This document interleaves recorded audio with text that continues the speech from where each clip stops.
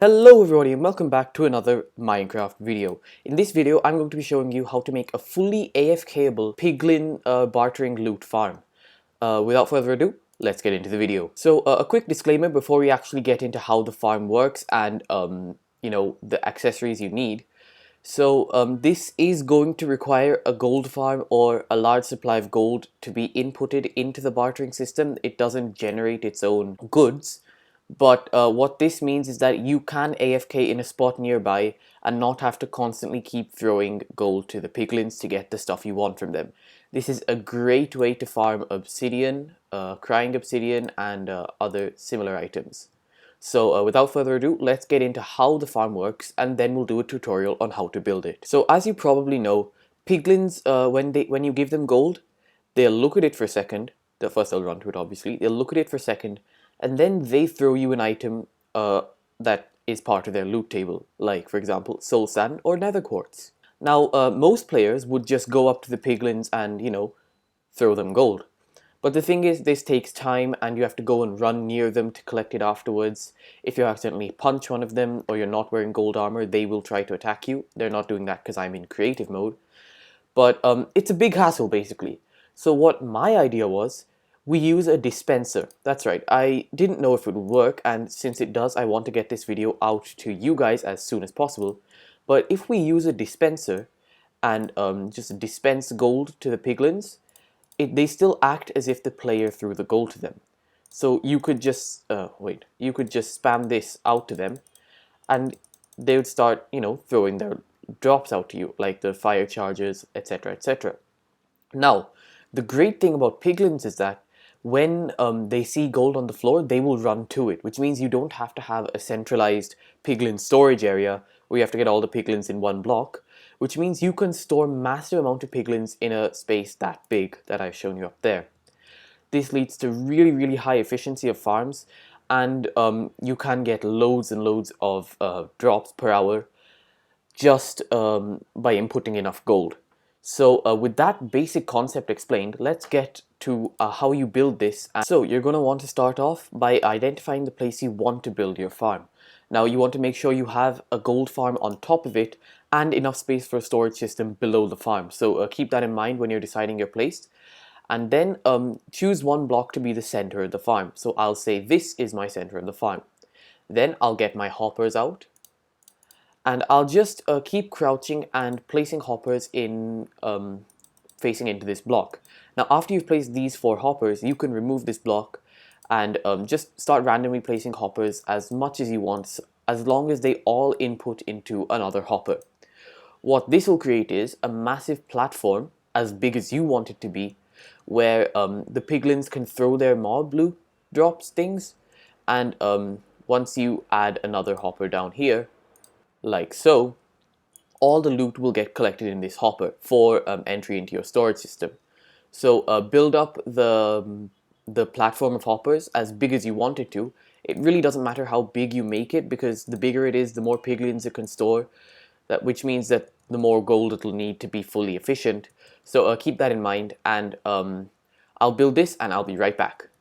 So I've decided to make my hopper platform relatively small. It's not that big, but the larger you make the farm, the more drops you will get, so do keep that in mind, but you will need more resources. So that's a balance that you will have to make when building this in your own world. Now the next step is to cover up this farm with walls. Walls so high that a piglin should not be able to even reach it. This means that the wall has to be 3 blocks high, and the roof has to be again 3 blocks high. So we'll build that up and I'll be again right back. So with the walls and roof of your farm now built up, you have to build the dropper mechanism, which is going to drop the gold from your gold farm above into this chamber for the piglins to convert it into their drops. So the mechanism I'm using is extremely simple. So you can use a comparator clock with a lever attached to it. That does work. Alright, so I have built up a clock which can be toggled on and off, and is fast enough or slow enough for my PC to handle it. So as you can see here, when we switch this farm on, this dispenser starts dropping gold. We'll start dropping gold out of it when it's fully loaded up. These hoppers are the connecting systems which will connect down from your gold farm's output, and gold will be dropped out of here, preferably crafted up into ingots because that's the most efficient way of trading with them. Obviously, blocks does work, but the golden nuggets that are dropped, these do not work. Let me switch this farm off to improve my frame rate. But these nuggets, they do not work in the slightest, so they shouldn't be inputted into this farm.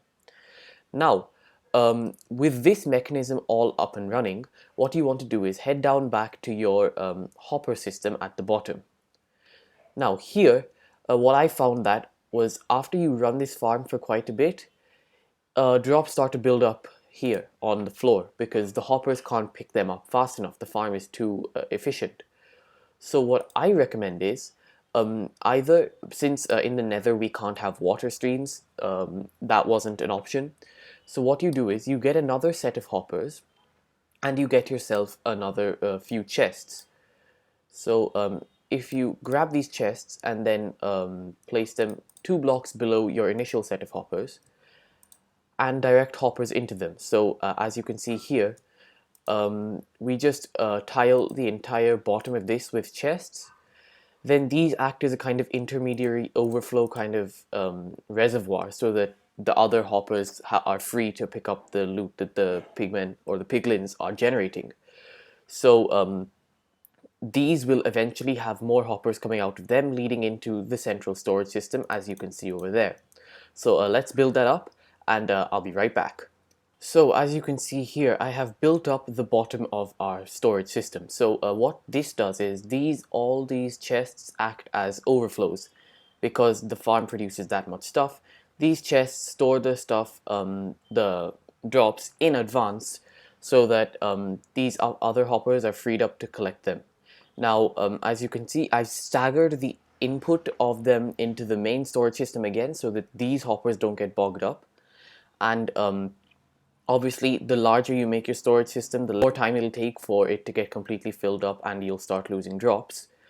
So, yeah, that is this part of the storage system and the gold farm all done. As you can see, I have left more than enough space for, you know, any potential things you might have in your way. So you just need 1 block all the way up, which isn't powered or interfered with by any other redstone contraptions. And you can put your gold farm output here. As you can see, that will make its way down to this dispenser to be dispensed out to the piglins. Now, the main part of the farm, the thing which makes it actually work, the piglins. You have to somehow get these piglins into this chamber and not die. So I'll suggest a few methods for doing that. One of which is build a pathway up to your farm like so, and then just drop gold behind you. It doesn't have to be gold blocks, it can be just gold ingots, but if you leave enough gold on the pathway into the farm, the piglins should eventually follow. Now this can take quite a bit of time, so it's not the fastest process in the world, so that should be kept in mind when you choose between this and the other way to do this, which is option 2, basically just putting yourself in survival mode, making sure you don't have any gold armor on and aggroing the piglins into following you into the farm. You then obviously run into the farm, you have your slab ready so they all follow you, you place your slab, they can't get at you, but you can stay safe here. Now it's important to make sure that when you are in survival that there are no zombified piglins near the place you want these piglins to come, because obviously they will get scared of the zombified piglins and not attack you. So that's something to keep in mind.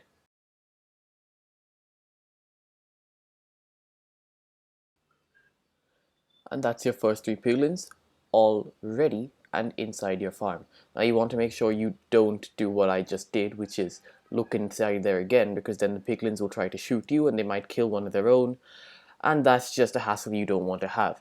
Anyway, on to the next part of this tutorial. So once you've got a decent quantity of piglins inside your farm, it is pretty much ready. There's nothing else that needs to be done. Now it should be noted that when you're making these farms bigger, I don't think I explained it properly, but the bigger the farm gets, the more distance these piglins will have to run from the corners to get to the gold. So you have to keep that in mind. If you make a farm which is 100 by 100 blocks long, these piglins A aren't going to detect the gold, and B will take uber long times to run to it, sorry. So you should make sure that your farms are the right mix of big enough to have loads of piglins inside them, and small enough to have short running distance time, and the distance from the edges to the center be, as small as possible. For those of you wondering what this farm is like in action, when this farm is fully supplied with gold, you can see in just a few seconds we have already got this many drops. I think more are inbound. This might have been overflow, but as you can see, we're already getting large amounts of drops just from a few seconds of this farm running. So AFKing this farm for an hour, you're going to need a much bigger storage system than this, because the amount of drops you get is ridiculous. In addition to that, lots of these drops don't stack as they come in, so you have to keep that in mind. Obviously, as the chest fills up, these drops will stack themselves automatically, but just from a few minutes of running this, not even a minute, sorry, you've seen me switch it on, we've got this much stuff. Now, to get this much stuff by hand would obviously have taken like 5, maybe 10 minutes, given all the, stuff you have to do, given all the stuff you have to do, like wear gold armor, etc., etc. So this farm is really, really useful. So, yeah, I think that's it for this tutorial. If you have any questions, feel free to DM me. I have a Discord in the link in the description. But that's it for this video, guys. So if you liked it, make sure to subscribe, comment, share, do all that good stuff, and I'll see you in the next video. Goodbye.